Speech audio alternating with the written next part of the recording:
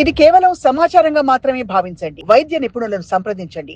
ఈ మధ్య కాలంలోనే కిడ్నీ సమస్యల గురించి ఎక్కువగా వింటున్నాం. కిడ్నీ ఫెయిల్యూర్స్ అవుతున్నాయని వింటున్నాం. బట్ పిల్లల్లో కిడ్నీలలో రాళ్ళు ఇంతకు ముందు ఓన్లీ పెద్దవాళ్ళకి అని అనుకునేవాళ్ళు. బట్ ఇప్పుడు యూరిన్ ప్యాసేజ్లో ఏదైనా అడ్డు ఉంటే వాట్ ఇస్ నెఫ్రోటిక్ సిండ్రోమ్?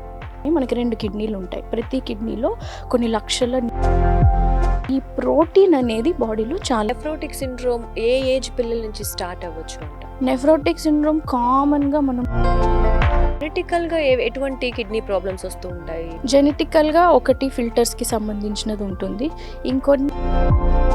కొంతమంది పిల్లలకి ఈవెన్ కిడ్నీ స్టోన్స్ కూడా జెనెటిక్.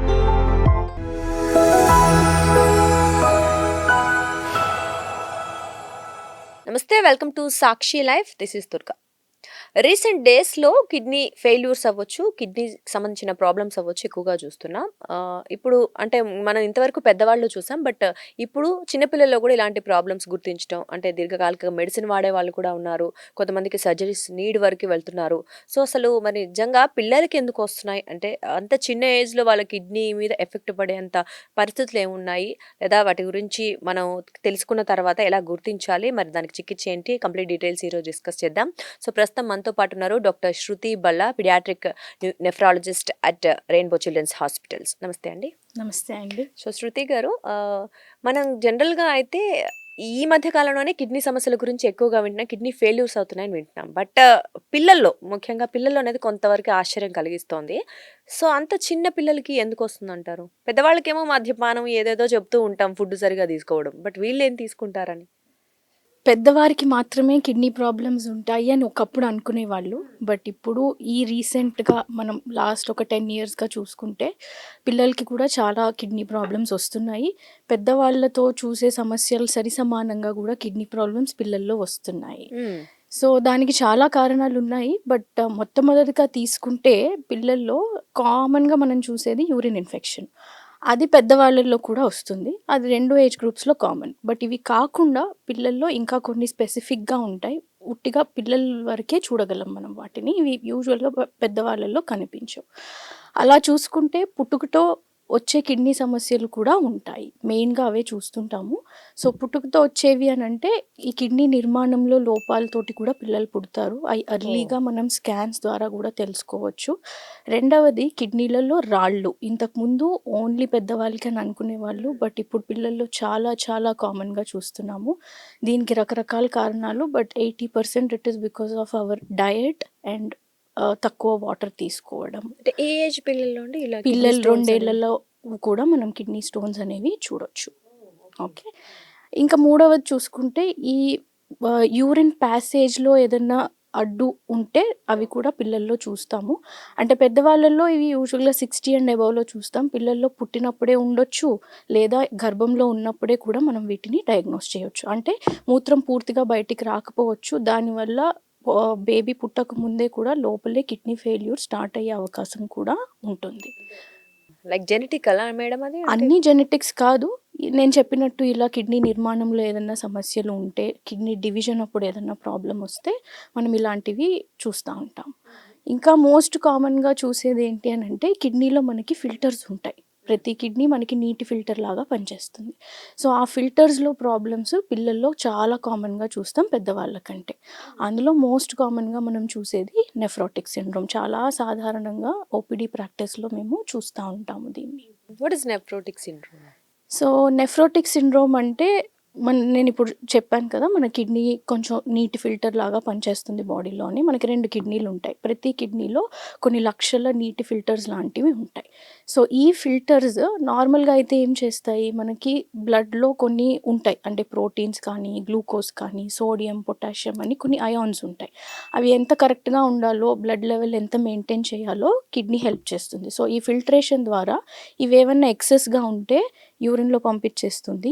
లేదు మనం కరెక్ట్గానే తీసుకుంటున్నాము, బాడీ బాగానే యాక్సెప్ట్ చేస్తుంది అని అంటే ఇవి ఎంతలో ఉండాలో అంతలో ఫిల్టర్ చేసి మళ్ళీ బ్లడ్లోకి పంపించేస్తుంది.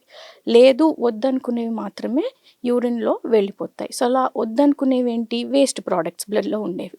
సో అవి యూజువల్గా కిడ్నీలో మనం చూసేది క్రియాటినిన్, ఇంకా యూరియా అని చూస్తాం. ఈ 2 బాడీలో వేస్ట్ ప్రోడక్ట్స్. అంటే మనం తినే ఫుడ్ ద్వారా రావచ్చు, మనం తీసుకునే వాటర్, బాడీ మెటబాలిజంలో డెవలప్ అయ్యే వేస్ట్ ఇవన్నీ. సో ఇది కిడ్నీ ఫిల్టర్ చేసేసి వద్దనుకున్నవి యూరిన్‌లో పంపించేస్తుంది. సో అవసరమైనవి ప్రోటీన్‌లు, గ్లూకోజు, అవసరం లేనివి ఈ యూరియా, క్రియాటిన్ అనేవి. సో ఈ ప్రోటీన్ అనేది బాడీలో చాలా ఇంపార్టెంట్. ఈ నెఫ్రోటిక్ సిండ్రోమ్‌లో ఈ ఫిల్టర్ చేస్తుంది, కానీ కొద్దిగా లీకేజ్ అవుతుంది. ఓహ్! సో ఆ లీకేజ్ అవ్వడం వల్ల మనకి ఈ ప్రోటీన్ అనేది యూరిన్‌లో వెళ్ళిపోతుంది. దానివల్ల ఈ నెఫ్రోటిక్ సిండ్రోమ్‌లో మనకేంటంటే బాడీలో వాటర్ చేరటం లాంటివి కనిపిస్తా ఉంటాయి. పిల్లల్లో నార్మల్‌గా ఒక 10 కిడ్నీ ప్రాబ్లమ్స్ తీసుకుంటే మోస్ట్ కామన్‌గా ఇన్ఫెక్షన్ తర్వాత చూసేది ఈ నెఫ్రోటిక్ సిండ్రోమ్. అంటే ఫిల్టర్‌లు డ్యామేజ్ అవ్వడం అని చెప్పాలి. ఒక రకంగా ఫిల్టర్ డ్యామేజ్ అని చెప్పను. ఫిల్టర్ కాస్త లీక్ అవుతుంది. అంతే. ఓకే. సో అంటే నెఫ్రోటిక్ సిండ్రోమ్ ఏ ఏజ్ పిల్లల నుంచి స్టార్ట్ అవ్వచ్చు అంట? నెఫ్రోటిక్ సిండ్రోమ్ కామన్‌గా మనము 2-6 సంవత్సరాల పిల్లల్లోపు చూస్తాం. అంటే ఆ ఏజ్ గ్రూప్‌లో చాలా కామన్‌గా ప్రెజెంట్ అవుతారు. అలా అని వేరే ఏజ్‌లో రాదా అంటే రావచ్చు. కొన్ని ఏటిపికల్ ప్రెజెంటేషన్స్ ఉంటాయి. సో లెస్ దాన్ 1 ఇయర్ కూడా రావచ్చు. బియాండ్ 15 ఇయర్స్ కూడా రావచ్చు. ఈ 2-6 అనేది మాక్సిమం నెంబర్ ఆఫ్ కిడ్స్‌ని ఆ ఏజ్ గ్రూప్‌లో మనము చూస్తూ ఉంటాము. అంటే దీనికి మరి మెడిసిన్ ఎలా ఉంటుందండి? చికిత్స ఎలా ఉంటుంది? నెఫ్రోటిక్ సిండ్రోమ్‌కి ఫస్ట్ మనము ఇది ఏ స్టేజ్‌లో ఉంది మనం చూసినప్పుడు బేబీని అనేది ఫస్ట్ కన్ఫర్మ్ చేసుకోవాలి. సో అది పేరెంట్స్‌కి మనం ఎలా చెప్తాం అంటే ఇది నెఫ్రోటిక్ సిండ్రోమ్ అయ్యుండొచ్చు అని వాళ్ళు గుర్తించగలిగే సింప్టమ్స్ ఏంటి ఇంట్లో. ఓకే. సో మన బాడీలో ఈ ప్రోటీన్స్ పోతాయి, లీక్ అవుతుంది అని చెప్పి ఇప్పుడు నేను మాట్లాడాను కిడ్నీ ఫిల్టర్ ప్రాబ్లం వల్ల. సో మన బాడీలో ప్రోటీన్స్ అనేవి చాలా ఇంపార్టెంట్. అందులో ముఖ్యంగా మేజర్ ప్రోటీన్ ఆల్బుమిన్ అని ఉంటుంది. సో ఈ ఆల్బుమిన్ అనేది బాడీలో కరెక్ట్‌గా ఉంటే మన బాడీలో నీటి శాతం ఎంత ఉండాలి, నీరు ఎక్కడ చేరకుండా ఉండాలి అనేది ఆల్బుమిన్ కంట్రోల్ చేస్తుంది. సో ఈ లీకేజ్ వచ్చినప్పుడు ఈ ఆల్బుమిన్ అనేది యూరిన్‌లో మూత్రం ద్వారా వెళ్ళిపోతుంది.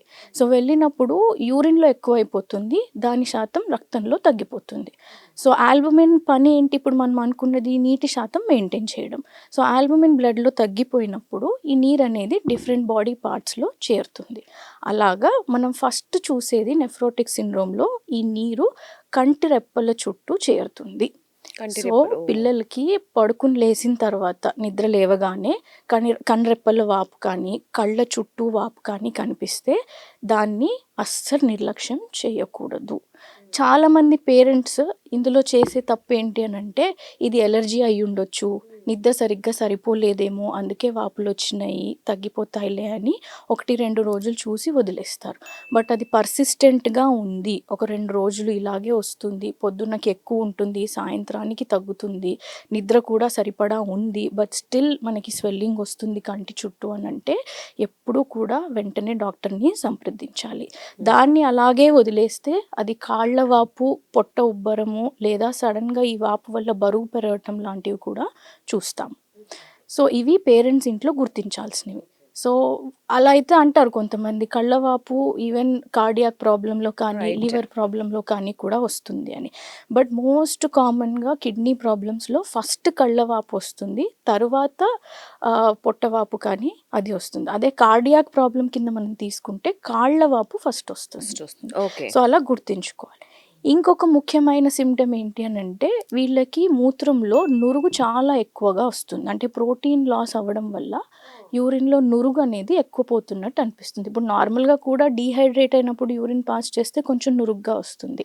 బట్ ఈ నురుగు ఎలా ఉంటుందంటే ఆల్మోస్ట్ వాళ్ళు గుర్తుపట్టొచ్చు, మనం చాలా నురుగులా ఉంది, ఇది నార్మల్ యూరిన్ కాదు అని.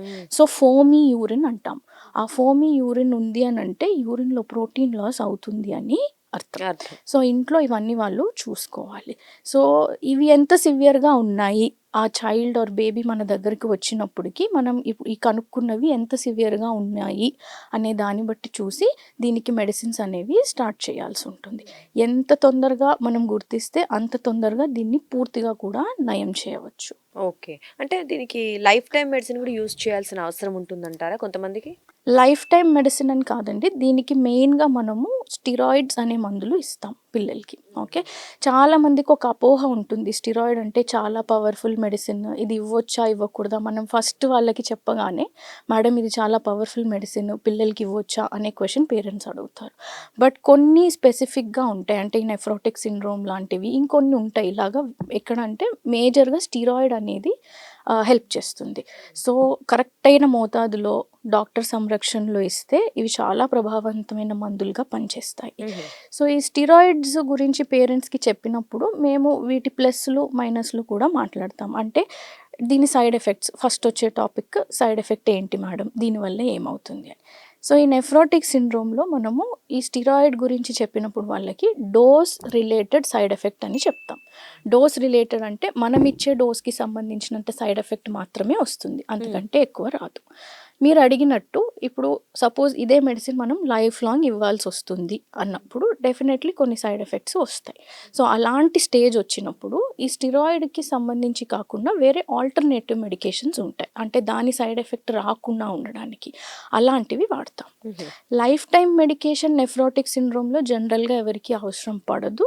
బట్ మనం అనుకున్న దాంట్లో రెస్పాన్స్ రాలేదు అని అంటే మాత్రము దీంట్లో చాలా రకాల మెడిసిన్స్ ఉంటాయి. మొదలుపెట్టేది స్టిరాయిడ్‌తో మొదలుపెడతాము. తర్వాత depending upon how the baby is responding మనం నెక్స్ట్ లెవెల్ ఆఫ్ మెడిసిన్‌కి వెళ్తాం. లైఫ్ లాంగ్ అనేది జనరల్‌గా ఉండదు. ఉండకపోవచ్చు. జనరల్‌గా కొన్ని ఇయర్స్ వాడితే సరిపోతుంది. సరిపోతుంది. సెట్ అయిపోతుంది. చాలా వరకు ఇది పిల్లలు పెరిగే కొద్దీ 10, 12 సంవత్సరాలు వచ్చే వరకు బాడీ ఇమ్యూనిటీ రెసిస్టెన్స్ అవన్నీ పెరిగితే స్లోగా నెంబర్ ఆఫ్ ఎపిసోడ్స్ అనేవి తగ్గిపోతా ఉంటాయి. అంటే సర్జరీ ఉంటుందా అండి? దీనికి ఆప్షన్ ఏమైనా? దీనికి యూజువల్‌గా సర్జరీ ఏమీ ఉండదు. ఇది మెడికల్ ప్రాబ్లమే. కాకపోతే ఏంటి అనంటే ఇది మళ్ళీ రావచ్చా అనేది పేరెంట్ క్వెషన్ ఉంటుంది. ఓకే. సో, ఎప్పుడైనా సరే ఒకసారి మనం ట్రీట్ చేసిన తర్వాత ఏది జనరల్‌గా రిపీట్ కాకూడదు. సరిగ్గా బాడీ దానికి రెస్పాన్స్ ఇస్తే. బట్ నెఫ్రోటిక్ సిండ్రోమ్ అనేది అలాంటి వ్యాధి కాదు. ఇది జనరల్‌గా మళ్ళీ రిపీట్ అవ్వచ్చు. అవ్వచ్చు. ఆ రిపీట్ అయిన దాన్ని రిలాప్స్ అంటాము. అంటే మనం ట్రీట్ చేసిన ఎపిసోడ్ తర్వాత ఇది మళ్ళీ రావటం అన్నమాట. సరే ఎందుకవుతుంది ఇది? ఓకే. ఎందుకు రిపీట్ అవ్వాలి? యూజువల్‌గా ఈ నెఫ్రోటిక్ సిండ్రోమ్‌లో ఈ ఫిల్టర్స్ టెంపరరీగా అంటే తాత్కాలికంగా ఎఫెక్ట్ అవుతాయి. ఎందుకు ఎఫెక్ట్ అవుతాయి? దీనికి పిల్లల్లో ఖచ్చితమైన కారణం ఏం స్పెసిఫిక్‌గా ఉండదు. బట్ కొన్ని వైరల్ ఇన్ఫెక్షన్స్ వల్ల కానీ, లేకపోతే కొన్ని ఇమ్యూనిటీ లోపాల వల్ల కానీ ఈ ఫిల్టర్స్ అనేవి ఎఫెక్ట్ అయ్యి ఆ ఓహ్! టైంకి కొంచెం వీక్ అయ్యి లీకేజ్ వస్తుందనమాట. సో, ఇప్పుడు మనం ఇచ్చే మందులన్నీ కూడా స్టిరాయిడ్స్ కానీ, నేను చెప్పిన వేరే అదర్ లెవెల్ ఆఫ్ మెడిసిన్స్ కూడా ఈ ఫిల్టర్‌లో ఉన్న ఇమ్యూనిటీని మాడ్యులేట్ చేయడానికి ఇస్తాము. అది మాడ్యులేట్ చేసినప్పుడు దాంట్లో ఉన్న లీకేజ్‌ని ఈ స్టిరాయిడ్ అనేది తగ్గిస్తుంది. కొంతమంది పిల్లల్లో లీకేజ్‌తో పాటు ఇన్‌ఫ్లమేషన్ అని కూడా చూస్తాం. సో, ఆ ఇన్‌ఫ్లమేషన్‌కి కూడా స్టిరాయిడ్స్ బాగా పనిచేస్తాయన్నమాట. ఓకే. సో, ఇక్కడ ఇంకా మళ్ళీ అంటే మీరన్నారు చిన్న పిల్లల్లో అని. అంటే మదర్ వూమ్‌లో ఉన్నప్పుడే బేబీకి ఇలాంటి వచ్చే అవకాశాలు ఉంటాయా అండి? స్టార్టింగ్ నుంచి జనరల్‌గా గుర్తించవచ్చా మనం? ఉండదు అండి. మదర్ వూంబ్ నుంచే రాదు. కాకపోతే ఏంటంటే నేను మొదట్లో మీకొక విషయం చెప్పాను. లెస్ థాన్ 1 ఇయర్ కూడా పిల్లల్లో కూడా ఉండొచ్చు. రావచ్చు అని. అలాంటి సిట్యుయేషన్ చూసినప్పుడు మేము జన్యుపరంగా ఇదేదన్నా ప్రాబ్లమ్ ఉందా అని అప్పుడు ఆలోచిస్తాము. ఆహా! ఒకవేళ జెనెటిక్‌గా ఏదన్నా హిస్టరీ ఉంది ప్రీవియస్ జనరేషన్స్‌లో అంటే అలాంటి సిట్యుయేషన్‌లో చూస్తాం. బట్ జనరల్‌గా పొట్టలో ఉన్నప్పుడు రాకపోవచ్చు. బట్ జెనెటిక్‌గా ఏదన్నా వస్తే మాత్రము కొంచెం కండిషన్ కూడా సివియర్‌గానే ఉంటుంది. ఎక్కువగా ఉంటుందంటారు. ఎక్కువగా అంటే ఉంటుంది. జెనెటికల్‌గా ఎటువంటి కిడ్నీ ప్రాబ్లమ్స్ వస్తూ ఉంటాయి? జెనెటికల్‌గా ఒకటి ఫిల్టర్స్‌కి సంబంధించినది ఉంటుంది. ఇంకొన్ని మన కిడ్నీలో ఫిల్టర్స్ ఉంటాయి. అంటే మనకి నేను చెప్పాను గదా! సోడియం, పొటాషియం లాంటివి కొంచెం ఫిల్టర్ చేయడానికి. దానికి ఛానెల్స్ అని ఉంటాయి. అంటే ఇంత మోతాదులో ఇది ఫిల్టర్ అవ్వాలి. ఈ ఫిల్టర్ అయ్యి ఇక్కడి నుంచి ఇక్కడికి వెళ్ళాలి అని. ఆ ఛానెల్స్ అనేవి పని చేయలేదనుకోండి అవి జెనెటిక్ ప్రాబ్లమ్స్‌గా బయటపడుతుంటాయి. ఓకే. అండ్ కొన్ని ఫార్మేషన్ ఇష్యూస్ కూడా జెనెటిక్స్ ఉండొచ్చు. కొంతమంది పిల్లలకి ఈవెన్ కిడ్నీ స్టోన్స్ కూడా జెనెటిక్స్ తోటి లింక్ అయ్యి ఉంటాయి. ఓకే. సో, ఇప్పుడు మనకి మదర్ అంటే కడుపుతో ఉన్నప్పుడే టిఫా స్కాన్ తీస్తారు గదా! దాని ద్వారా మనం ఈ కిడ్నీకి సంబంధించిన ప్రాబ్లమ్స్‌ని గుర్తించొచ్చంటారా? ఆ పర్టిక్యులర్ టీఫా టైమ్‌లో? స్కాన్‌లో మనకి ఈ ఫార్మేషన్ డిఫెక్ట్స్ ఏమన్నా ఉంటే ఓన్లీ ఫార్మేషన్. ఫార్మేషన్ ఆ! డిఫెక్ట్స్ అంతవరకు కనిపిస్తాయి. సో మిగతావి ఇలాంటివి మనం ఖచ్చితంగా బేబీ బేబీ పుట్టిన పుట్టిన తర్వాత తర్వాతే తెలుస్తాయి. అంటే చిన్న పిల్లలు మీరు అన్నట్లు ఆ చిన్న పిల్లల్లో ఈ లక్షణాలు గుర్తించడం కష్టం అవుతుందేమో కదా! ఎంత లేదన్నా బయటకి మనకి వాపు అనేది కనిపిస్తుంది కనిపిస్తుంది కాబట్టి డెఫినెట్‌గా. వెంటనే సో, తీసుకెళ్తే డౌట్‌ఫుల్‌గా తీసుకొనే వస్తారు. అంటే డాక్టర్‌కి ఎలాగో దాని మీద అవగాహన ఉంటుంది కాబట్టి వాళ్ళు వెంటనే వాళ్ళొచ్చే కంప్లెయింటే వాపు. వాపు. పొట్ట ఓకే. ఉబ్బరంగా ఉంది మేడం, కాళ్ళు వాపున్నాయి, సడన్‌గా 2 రోజుల్లో బరువు పెరిగినట్టు అనిపిస్తుంది, మూత్రం తక్కువ చేస్తున్నారు. ఇలాంటివి డౌట్‌ఫుల్‌గా ఉంటాయి. అంటే అందుకనే కిడ్నీస్ ఎర్లీగా మనం డయాగ్నోస్ చేయాలి అంటే కిడ్నీ ప్రాబ్లమ్స్ చాలా సస్పిషన్ ఉండాలి. సో, ఏ చిన్నపాటి స్వెల్లింగ్ కనిపించినా సరే దాన్ని నెగ్లెక్ట్ చేయకుండా కన్సల్ట్ చేయడం చాలా ముఖ్యంగా అయితే ఇంపార్టెంట్. కళ్ళ దగ్గర వాపు ఫస్ట్ కనురెప్పల వస్తుంది. చుట్టూ వాపు, కళ్ళ వాపు, కొంతమందికి చాలా సివియర్‌గా ఉంటే ముఖం చుట్టూ వాపు కూడా రావచ్చు. ఓహోహో! ఆ తర్వాత కాళ్ళ వాపు, పొట్ట వాపు అనేవి స్టార్ట్ అవుతాయి. ఓకే. అండ్ ఇంపార్టెంట్ చెప్పాను ఆల్రెడీ, నురుగు యూరిన్‌లో చాలా ఎక్కువగా కనిపిస్తుంది. హుహుహు. అండ్ మరి ఇప్పుడు ఈ పిల్లలకి జనరల్‌గా ఫుడ్ విషయంలో గాని ఏమన్నా పర్టిక్యులర్‌గా ఇది తినకూడదు, ఇది తినొచ్చు అని అది చెప్తూ ఉంటారా అండి? అంటే నెఫ్రోటిక్ సిండ్రోమ్ పరంగా నేను చూసుకుంటే కొంచెం ఉప్పు అనేది తగ్గించాలండి. మనం తినే దాంట్లో అట్‌లీస్ట్ 5-10% తగ్గించాలి. ఎందుకనంటే అందరికీ తెలిసిన విషయమే. ఉప్పు ఎక్కువ తింటే బాడీలో వాటర్ రిటెన్షన్, సోడియం రిటెన్షన్ వస్తుంది. సోడియం రిటెన్షన్, ఉప్పు అనేది సోడియం. సో, సోడియం రిటెన్షన్ అయితే దాంతో పాటు వాటర్ రిటెన్షన్ కూడా ఉంటుంది. సో, ఎస్పెషల్లీ స్వెల్లింగ్‌తో వచ్చినప్పుడు ఆ స్వెల్లింగ్ కంట్రోల్ అయ్యేంత వరకు కొంచెం సాల్ట్ అనేది తగ్గించాలి. ఓకే. అంతే. ఆ! సో, సాల్ట్ అంటే junk food, street food definitely control చేయాలి. ప్లస్ ఇంకోటేంటంటే మనం ఇలాగ స్టెరాయిడ్స్ అవి ఇచ్చినప్పుడు స్టెరాయిడ్‌తో పాటు ఆల్టర్‌నేటివ్ మెడికేషన్స్ కాంబినేషన్స్‌లో యూజ్ చేయకూడదు. ఆల్టర్‌నేటివ్ మెడికేషన్స్ అంటే it can be anything. Homeo కావచ్చు, ఆయుర్వేదిక్ కావచ్చు, ఓకే. హెర్బల్ మెడికేషన్స్ కావచ్చు, ఏవైనా కాంబినేషన్‌లో ఇవ్వకూడదు. అంటే లిక్విడ్స్ తీసుకోవచ్చా? అంటే మనం కిడ్నీ ప్రాబ్లమ్స్ ఉన్నప్పుడు వాటర్ తక్కువ తాగాలి. అవును. కొంతమంది చెప్తూ ఉంటారు. లిక్విడ్స్ నార్మల్‌గా అయితే కిడ్నీకి రెస్ట్రిక్ట్ చేయకూడదు. బట్ యెస్, వాపు ఉన్నప్పుడు ఆల్రెడీ ఎక్స్‌ట్రా ఒక 2 కేజీస్ మనకి వాటర్ వల్ల ఉంది కాబట్టి, ఆ టైంలో నార్మల్ దానికంటే ఒక హాఫ్ లీటర్ అలాగా తగ్గించి తీసుకోమని చెప్తాము.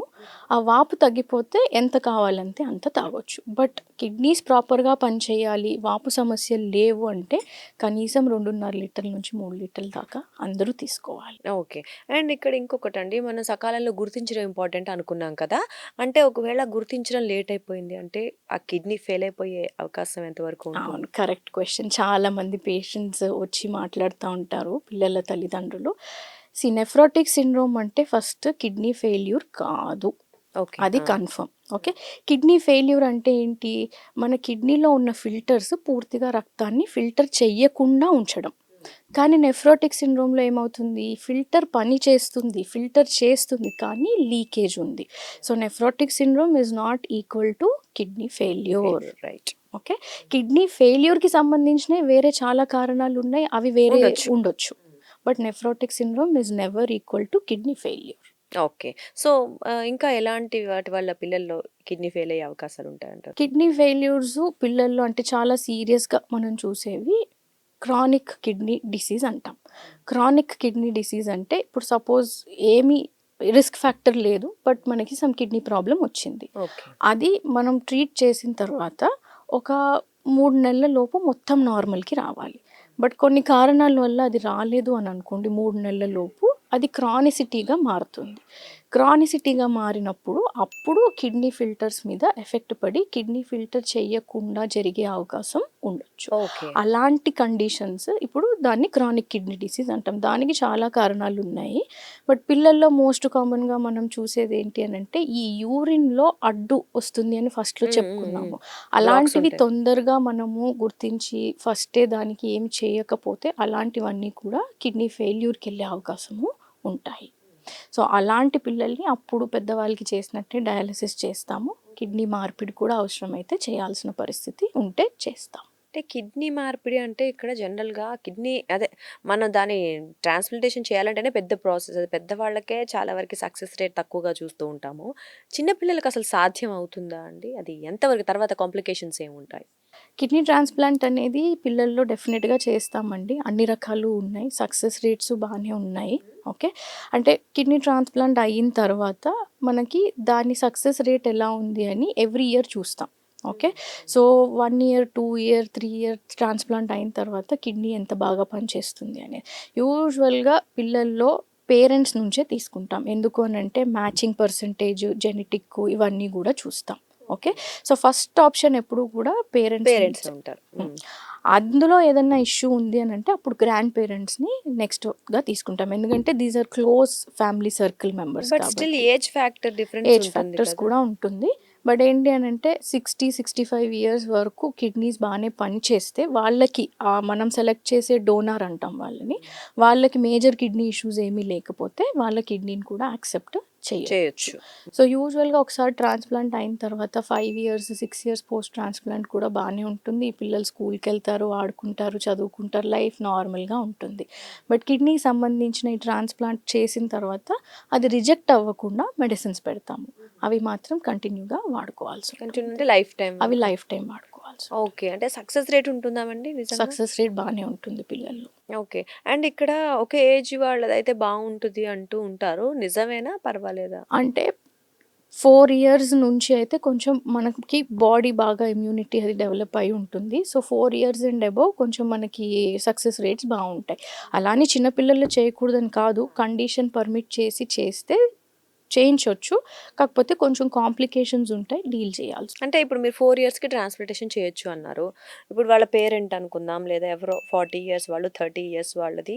వీళ్ళకి ఆ స్పేస్ సరిపోతుందా? అడాప్ట్ చేసుకునే కెపాసిటీ ఉంటుందా బాడీకి అనేది ఇక్కడ స్పేస్ సరిపోతుంది. ఎందుకంటే మనము ట్రాన్స్ప్లాంట్ చేసినప్పుడు వేరే 2 కిడ్నీలు తీయము బేబీవి. దాన్ని వేరే ప్లేస్లో, పెద్దవాళ్ళ కిడ్నీని వేరే ప్లేస్లో పెడతాం. ఓకే. ఆహా! ఓకే. సో బేబీకి ఓల్డ్ కిడ్నీస్ అలాగే ఉంటాయి. కొత్త కిడ్నీ పేరెంట్స్ నుంచి తీసింది వేరే ప్లేస్లో పెడతాము. సో అది సరిపడే అంత ప్లేస్ ఎంత కావాలో క్రియేట్ చేసి బాడీలో అక్కడే పెడతాం. సో ప్లేస్ ఇష్యూస్ జనరల్గా ఉండవు.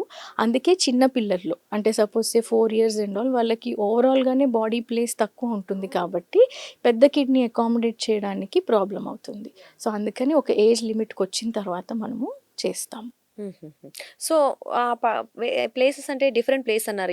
అంటే ఎక్కడ పెడతారు? దానికి దగ్గరగా పెడతారా కిడ్నీస్‌కి? మన బొడ్డు ఉంటుంది కదా, అంబ్లికస్ అంటాం దాన్ని. దానికి పక్కన ప్లేస్ క్రియేట్ చేసి పెడతాం. బికాజ్ మాక్సిమం స్పేస్ అక్కడ అవైలబుల్ అక్కడే ఉంటుంది ఉంటుంది. కాబట్టి. అండ్ వాళ్ళు కంప్లీట్‌గా ఎదిగేసరికి అంటే 18 ఇయర్స్, 20 ఇయర్స్ వచ్చేసరికి మళ్ళీ ఏమైనా మార్పు చేయాల్సి ఉంటుందా? కంటిన్యూ అలాగే చేయొచ్చా? యూజువల్గా ఆ కిడ్నీ బాగానే పనిచేస్తుంది అని అంటే దాంతోనే అంత లైఫ్ సెటిల్ అయిపోతుంది. బట్ ఎక్కడన్నా మనకి అది రిజెక్ట్ అయ్యింది అని ఏదన్నా వస్తే మాత్రమే సెకండ్ ట్రాన్స్ప్లాంట్ గురించి ఆలోచించాల్సి అంటే ఉంటుంది. మీ రెగ్యులర్ చెకప్‌లో అది చెకప్‌లో తెలిసిపోతుంది ఎస్ అంటారు. సో మనం రెగ్యులర్గా మంత్లీ 2 మంత్లీ టెస్టులు చేస్తూ ఉంటాము. దానికి సంబంధించిన రిజెక్షన్స్కి ఏమేమి చూడాలో చూస్తూ ఉంటాం. సో అలాంటివి ఏదన్నా డౌట్ఫుల్గా ఉంటేనే అలాంటి సిచ్యువేషన్, లేదు అంటే లేదు. ఓకే. కానీ ఏదేమైనా చిన్న పిల్లల్లో డయాలిసిస్ అయినా, ట్రాన్స్‌ప్లాంట్ అయినా వెరీ డేంజరస్ కాబట్టి, సో ఇవన్నీ రాకుండా కొంతవరకే మనం సేఫ్‌గా ఉండాలి. అంటే జెనెటికల్‌గా కొంతమంది ఉన్నవాళ్ళు ఉంటారు. వాళ్ళ పిల్లలకి రాకుండా ఉండాలన్నా, లేదా చిన్న పిల్లలకి ఈ ఇష్యూస్ ఏమి రాకుండా అంటే ఎటువంటి జాగ్రత్తలు తీసుకోవడం అవసరం అంటారు? సపోజ్ మన దగ్గరకు ఒకళ్ళు వస్తున్నారు, ఫ్యామిలీ హిస్టరీ ఉంది కొంచెం కిడ్నీ ప్రాబ్లమ్స్ అంటే ప్రీ ప్రెగ్నెన్సీయే కౌన్సిలింగ్ చేయిస్తాం, జెనెటిక్ ఓహో! కౌన్సిలింగ్. ఓహ్! ఓకే. సో అది చాలా హై రిస్క్ అనుకోండి, then we will leave decision to them. ఎందుకు అంటే ఆ రిపోర్ట్స్ బట్టి ఇప్పుడు సపోజ్ అది మళ్ళీ పుట్టబోయే బేబీకి ట్రాన్స్మిట్ అవుతుంది అని 100% డౌట్ ఉంటే మాత్రము వీ డూ ద కౌన్సిలింగ్. లేదు అని అంటే వాళ్ళకి రిస్క్ ఎక్స్ప్లెయిన్ చేసి ఇలా ఉన్నప్పుడు నెక్స్ట్ మనం ఇవి చేయాల్సి ఉంటుంది కిడ్నీని కాపాడడానికి అని చెప్పి ముందే వాళ్ళతోటి మాట్లాడతాం. ఇది 100% మనకి జెనెటిక్ వస్తుంది అని అన్నప్పుడు. బట్ అలాగ లేదు అని అంటే ప్రీ ప్రెగ్నెన్సీయే కొంచెం ఈ ఐరన్, ఫోలిక్ యాసిడ్ కరెక్ట్గా వేసుకోవడము, మదర్ ఫుడ్ గురించి, ప్లస్ మదర్కి ఒకవేళ ఏమన్నా రిస్క్ ఫ్యాక్టర్స్ అంటే ఈ థైరాయిడ్ కానీ, హైపర్ టెన్షన్ కానీ, రిపీటెడ్ యూరినరీ ట్రాక్ట్ ఇన్ఫెక్షన్స్ ఏమన్నా మదర్కి ఉంటే అవన్నీ కూడా ప్రాపర్గా కంట్రోల్ చేసి ప్లాన్ చేసుకోమని చెప్తాం. ఓకే. సో అంటే మీరన్నారు జెనెటికల్ ఇష్యూస్ పిల్లలకి వస్తాయని. ఎటువంటివి కంపల్సరీగా వచ్చే అవకాశం ఉందంటారు? ఈ కిడ్నీ ఫిల్టర్ ప్రాబ్లమ్స్ డెఫినెట్గా రిపీట్ అవుతాయి రిపీట్ అవుతాయి. ఫ్యామిలీస్లో. Genetical issues. చాలా వరకు చూస్తాము. అండ్ మిగిలినవి డిపెండ్స్. ఇప్పుడు సపోజ్ ఏదన్నా బీపీకి రిలేటెడ్ జీన్స్ ఏమన్నా ఫ్యామిలీలో పాజిటివ్ వచ్చినాయి అంటే కిడ్నీ రిలేటెడ్వి, అలాంటివి కూడా రిపీట్ అయ్యే అవకాశం ఉంటుంది. ఓకే. అండ్ కొంతమందిలో సైజ్ పెరగకుండా ఉండడం అది కూడా చూస్తూ ఉంటాం. అంటే కిడ్నీ సైజు స్టార్టింగ్‌లో ఎంత ఉందో అలాగే ఉంటాయి. అలాంటి ఆ సిండ్రోమ్‌ని ఏమంటారు? ఆ ప్రాబ్లమ్? దాన్ని సిండ్రోమ్ అన్నారు. నేను ఫస్ట్‌లో చెప్పాను కొంచెం కిడ్నీ ఫార్మేషన్‌లో ఇష్యూస్ తోటి పిల్లలు యాహ్! దట్ పుడతారు. Is what. So small kidneys అనేవి జనరల్‌గా ఫార్మేషన్ ఇష్యూసే ఉంటాయి. అది ఫంక్షన్ ఎలా చేస్తుందనేది చూస్తాం. అది ఫంక్షన్ బాగానే ఉంది అని అంటే అది పెరగకపోయినా పర్వాలేదు. ఆ పెరిగినంత దానికి దాని ఫంక్షన్ కరెక్ట్‌గా ఉంది అని అంటే భయపడాల్సిన అవసరం లేదు. ఓకే. బట్ కొన్నిట్లో సివియర్ యూరిన్ ఇన్ఫెక్షన్స్ వస్తాయి. వచ్చినప్పుడు అది కిడ్నీ మీద ఎఫెక్ట్ చూపిస్తుంది. అలా యూరిన్ ఇన్ఫెక్షన్స్ వల్ల నార్మల్‌గా పెరిగిన కిడ్నీ సైజ్ తగ్గితే అది మేజర్ ప్రాబ్లమ్ అవుతుంది. ఓహ్! అలాంటి వాళ్ళకి ఒక్కొక్కసారి సర్జికల్‌గా కూడా ఏమన్నా చేయాల్సిన అవసరము ఉంటుంది. ఓకే. అండ్ ఇప్పుడు మీరు యాస్ ఎ నెఫ్రాలజిస్ట్‌గా అడిగితే పిల్లల్లో అవ్వచ్చు, అంటే మీరు పిడియాట్రిక్ కాబట్టి పిల్లల్లో ఇవి అసలు రాకుండా ముందే, అంటే prevention is better than cure కాబట్టి ఆ లైఫ్ స్టైల్‌లో గాని, ఆ ఫుడ్‌లో గాని ఎటువంటి చేంజెస్ కానీ చేస్తే బావుంటుందంటారు? ఇప్పుడున్న జనరేషన్‌కి diet is very, very, very important. Important. Because మనం ఏది తిన్నా, ఏది తాగినా కిడ్నీ ఫిల్టర్ చేసే బాడీలో ఎంత ఉంచాలో అంత ఉంచుతుంది. వద్దన్నది యూరిన్‌లో పంపించేస్తుంది. So, kidney almost 150-180 litres day మొత్తం ఉన్నదాన్ని రీసైకిల్ చేస్తా ఉంటాయి. ఓకే. ఓకే. సో, అలాంటప్పుడు మనం వాటర్ సరిగ్గా ఇవ్వలేదు. కిడ్నీ చాలా తక్కువ పనిచేస్తుంది. సో, దానివల్ల సగం ప్రాబ్లమ్స్ వస్తాయి. బికాజ్ కిడ్నీకి మెయిన్ ఫీడే వాటర్. మనం వాటర్ తీసుకోవట్లేదు. సో, కిడ్నీస్‌లో ఫిల్టర్స్ బ్లాక్ అవ్వడం కానీ, లేకపోతే ఈ స్టోన్స్ ఫార్మ్ అవ్వడం కానీ ఇవన్నీ వస్తాయి. ఇంకొకటి డైట్. ఎంత ఎక్కువ సాల్ట్ మీద ఉంటే అంత ఎక్కువ కిడ్నీ ఇష్యూస్ వస్తాయి. సో, పిల్లల్లో ప్రాబ్లమ్ రాకూడదు కిడ్నీస్ అని అంటే సాల్ట్ ఉన్న ఫుడ్ ఎంత తక్కువ పెడితే అంత మంచిది. ఫ్రూట్స్ ఎక్కువ ఇవ్వాలి. అండ్ ఈ స్ట్రీట్ ఫుడ్, ఇప్పుడు పిల్లలందరూ స్ట్రీట్ స్ట్రీట్ జంక్. స్ట్రీట్ ఫుడ్కి అట్లీస్ట్ అవాయిడ్ చెయ్యలేకపోతే ఒక షెడ్యూల్లోగా ఇస్తే కొంచెం బెటర్గా ఇప్పుడు ఉంటుంది. ఒకసారి వారానికో 10 రోజులకో Yes, ఒకసారి yes. ఇవ్వడం అనేది. అండ్ ఈ pain killers over the counter మనకి దొరికిస్తాయి. ఒక్కొక్కసారి ప్రిస్క్రిప్షన్ లేకుండా కూడా ఇచ్చేస్తారు. ఇచ్చేస్తారు. సో, ఈ పెయిన్ కిల్లర్స్ ఒక్కొక్కసారి గ్యాస్ట్రైటిస్ కోసం మందులు వేస్తుంటాం మనము. ఆ గ్యాస్ట్రైటిస్ ఇప్పుడు చేసే స్టడీస్ అన్నీ కూడా ఈవెన్ ఈ గ్యాస్ట్రిక్ మందులు కూడా కిడ్నీ ఫిల్టర్స్ మీద ఎఫెక్ట్ ఓ. అయ్యేలాగా చేస్తున్నాయని చాలా స్టడీస్ ప్రూవ్ చేస్తున్నాయి. సో, ఈ ఎక్స్ట్రా పెయిన్ కిల్లర్స్ ప్రిస్క్రిప్షన్స్ లేకుండా తీసుకోవడము, దానికి తోడు ఇవి తీసుకున్నప్పుడు వాటర్ సరిగ్గా తీసుకోకపోవడము, వీటన్నిటి వల్ల కూడా ప్రాబ్లమ్స్ అంటే వస్తాయి. గ్యాస్ట్రిక్ అంటే ఇప్పుడు రీసెంట్‌గా పిల్లలకి కడుపు నొప్పి జనరల్‌గా చిన్న పిల్లలకి వచ్చేదేంటి స్టమక్ అప్సెట్ అవ్వడం, కడుపు నొప్పి మరి అలాంటప్పుడు కడుపు నొప్పికి సంబంధించింది వేస్తూ ఉంటాము, లేదా మీరు అన్నట్లు అవును. గ్యాస్ట్రిక్ సో, అసలు ఫస్ట్ కడుపు నొప్పి రిపీటెడ్‌గా వస్తుంటే ఎందుకొస్తుంది? ట్రిగ్గర్ ఏంటి దానికి అనేది చూసుకోవాలి. బికాజ్ ఏదో ఒకసారి, 2 సార్లు వచ్చిందంటే ఓకే. గ్యాస్ట్రిక్ అనుకోని ఇవ్వచ్చు. బట్ అలా లేదు, పదే పదే వస్తుంది, గ్యాస్ట్రిక్ మెడిసిన్ పెట్టినా అది రెస్పాన్స్ అవ్వట్లేదు అనంటే ప్రాపర్ స్కానింగ్‌లు అవన్నీ చేయించుకొని మనం కారణం ఏంటో తెలుసుకొని దానికి సంబంధించిన మెడిసిన్స్ ఇవ్వడం చాలా ఇంపార్టెంట్. ఓకే అండి. సో, అంటే ఇప్పుడు మీ దగ్గరకొచ్చే కేసెస్‌లో ఏది ఎక్కువ ప్రాబ్లమ్, అంటే కిడ్నీకి ఎటువంటి సమస్యలతో పిల్లలొస్తూ ఉంటారు? మోస్ట్ కామన్‌గా చూసేది urine infection. Urine infections. Okay. ఆ తర్వాత చూసేది nephrotic syndrome. Okay. Nephrotic syndrome ఎంత కామన్ అంటే రోజుకి ఒక 10 కేసులు చూస్తే అందులో 5 కేసులు నెఫ్రోటిక్ సిండ్రోమ్ ఉంటాయి. ఓహ్! పిల్లల్లో కూడా. పిల్లల్లో చాలా. కానీ దీన్ని గుర్తించకపోవడమే మేజర్ ప్రాబ్లం. ఎంత లేట్‌గా వస్తే మనకి అంత కాంప్లికేషన్ రేట్ పెరుగుతుంది. సో, ఈవెన్ నేను అందుకే ఇందాక చెప్పినట్టు కళ్ళవాపు తగ్గట్లేదు, 2 రోజులు, 3 రోజులు అవుతుంది అనంటే డెఫినెట్‌లీ డాక్టర్‌ని సంప్రదించాల్సి ఉంటుంది. Because as early you find out that it is nephrotic syndrome, me diagnose చేసిన దగ్గర నుంచి అది మనం ఎంత పూర్తిగా మన కంట్రోల్‌లో పెట్టుకోవచ్చు, ఎంత పూర్తిగా దీని నుంచి పిల్లలు కోలుకుంటారు అనేది డిపెండ్స్. మనం ఎంత తొందరగా స్టార్ట్ చేస్తే అంత ఫాస్ట్ రెస్పాన్స్ ఉంటుంది. ఎంత లేట్‌గా స్టార్ట్ చేస్తే అంత లేట్ రెస్పాన్స్, కొంతమందికి కాంప్లికేషన్స్ కూడా వచ్చే అవకాశము ఉండొచ్చు. ఉంటుంది. అంటే ఇప్పుడు పెద్దవాళ్ళలో కూడా మనం రెగ్యులర్‌గా చెకప్ చేయించుకోండి, టెస్టులు చేయించుకోండి అంటాం. అంటే ఇప్పుడు మీరు చెప్తున్నట్లు పిల్లల్లో కూడా వచ్చే అవకాశం ఉంది కాబట్టి ఏమైనా పర్టిక్యులర్ టెస్ట్స్ ఉంటాయా గుర్తించడం కోసం? అంటే మనం 6 మంత్స్‌కో ఎప్పుడో చేయించుకోవడానికి. అంటే పిల్లలకి అలా షెడ్యూల్ చెయ్యము జనరల్‌గా. అంటే సింప్టమ్స్ లేనప్పుడు. బట్ సింప్టమ్స్ ఉండి మనం సపోజ్ ఇప్పుడు ఫర్ సపోజ్ నెఫ్రోటిక్ కామన్‌గా దాని గురించి మాట్లాడుతున్నాం కాబట్టి దానికి మాత్రం డెఫినెట్‌గా మధ్యలో యూరిన్ టెస్ట్‌లు అవన్నీ చేయిస్తా చేస్తూ ఉంటాము. ఉంటారు. సింప్టమ్స్ లేకపోయినా ఒక్కొక్కసారి ఇవి ఏంటి అనంటే నేను చెప్పాను వైరల్ ఇన్ఫెక్షన్స్ వల్ల సడన్‌గా తగ్గింది కూడా మళ్ళీ రావచ్చు. సో, అలా ఇన్ఫెక్షన్స్ మనం ఒకసారి డయాగ్నోస్ చేసాము నెఫ్రోటిక్ అని, ఇన్ఫెక్షన్ వచ్చినప్పుడు డెఫినెట్‌గా మనకి బయటకి సింప్టమ్ కనిపించకపోయినా సరే యూరిన్ టెస్ట్ అనేది చేస్తాం. సింపుల్ యూరిన్ టెస్ట్ అండి. అందులో ప్రోటీన్ పోతుందా లేదా చెక్ చేస్తాము. ఒక రక్తం టెస్ట్ చేస్తాం. కిడ్నీ ఫంక్షన్ బాగుందా, రక్తంలో ప్రోటీన్ ఎంతుంది, ప్రోటీన్ తగ్గిందా, నార్మల్గా ఉందా. కొంతమంది పిల్లలకి సపోజ్ మనం పెట్టిన బేసిక్ ట్రీట్మెంట్కి రెస్పాన్స్ రాలేదు లేదా లేట్గా రెస్పాన్స్ వచ్చింది అని అంటే అల్ట్రాసౌండ్ స్కాన్, ఒక్కొక్కసారి కిడ్నీ బయాప్సీ కూడా అవసరం పడవచ్చు. బయాప్సీ కూడా. అవసరం అంటే ఇక్కడ పడవచ్చు. ఫైనల్‌గా క్వెషన్ ఏంటి అంటే, ఇప్పుడు మీరు ట్రీట్మెంట్ ఇస్తారు. అది ఐదర్ మెడికేషన్ అవ్వచ్చు, లేదంటే ఇంకేదైనా ట్రాన్స్‌ప్లాంటేషన్ అవ్వచ్చు. ఏదైనా ఆఫ్టర్ ఆ పిల్లలు మిగతా అందరు పిల్లలతో ఈక్వల్‌గా సేమ్ అదే ఆరోగ్యంతో ఉంటారా? సేమ్ అలాగే అన్ని పనులు చేసుకోగలుగుతారా? ఎస్, ఆటలు డెఫినెట్లీ అంతా లైఫ్ నార్మల్గానే ఉంటుంది. ఓన్లీ థింగ్ ఇస్ వాళ్ళు మెడిసిన్స్ వేసుకుంటారు, నార్మల్ పిల్లలు మెడిసిన్స్ వేసుకో ఈవెన్ ట్రాన్స్‌ప్లాంటేషన్ జరిగిన తర్వాత కూడా.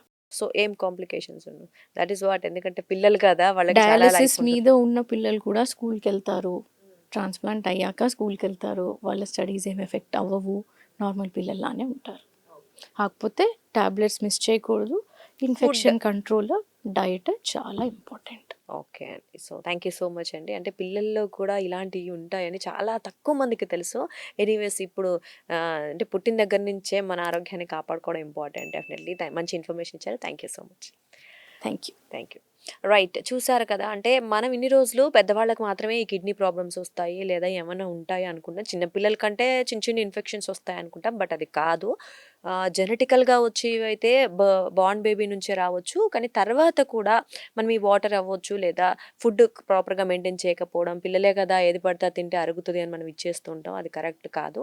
సో, లైఫ్ స్టైల్ అనేది మోర్ ఇంపార్టెంట్ కాబట్టి పిల్లలకి ఏమైనా ఇన్ఫెక్షన్స్ వస్తే మళ్ళీ లైఫ్ టైమ్ వాడాల్సి ఉంటుంది మెడిసిన్ లేదా ఆహ్, ఏమో అంటే లైక్ వాళ్ళకి చిన్నప్పటి నుంచే మనం హెల్తీ లైఫ్ స్టైల్ అలవాటు చేస్తే ఫ్యూచర్‌లో ఏ ప్రాబ్లమ్స్ రాకుండా ఉంటాయి కాబట్టి, సో, ఖచ్చితంగా జంక్ ఫుడ్ మానేయటము, ప్రాపర్ వాటర్ ఇవ్వటము, అలాగే వాళ్ళకి అంటే ఫ్రూట్స్ అండ్ వెజిటబుల్స్ అవి ఎక్కువగా తినిపించటం, అలాగే బయట ఫుడ్ తినకూడదు అండ్ కొంచెం ఎక్సర్సైజ్ అవ్వచ్చు వాటెవర్. సో, అలాంటి పిల్లలకి చేయించి హెల్తీ లైఫ్ స్టైల్ లీడ్ చేయడం అనేది మోర్ ఇంపార్టెంట్. సో, పిల్లల్ని స్టార్టింగ్ నుంచి అది అలవాటు చేయాలి. ఒకవేళ మీకు ఏమన్నా మా మేడం చెప్పినట్లు కొన్ని కనిపిస్తాయి లక్షణాలు, అవి కనిపించినట్లయితే లేట్ చేయకుండా వెంటనే డాక్టర్‌ని సంప్రదించినట్లయితే వీలైనంత తొందరగా గుర్తిస్తే తొందరగా చికిత్స తీసుకోవచ్చు. అండ్ ప్రతి ప్రాబ్లమ్‌కి సొల్యూషన్ ఉంది కాబట్టి కంగారు పడాల్సిన అవసరం అయితే లేదు. సో, మీరు జాగ్రత్త, మీ పిల్లలు జాగ్రత్త. నమస్తే.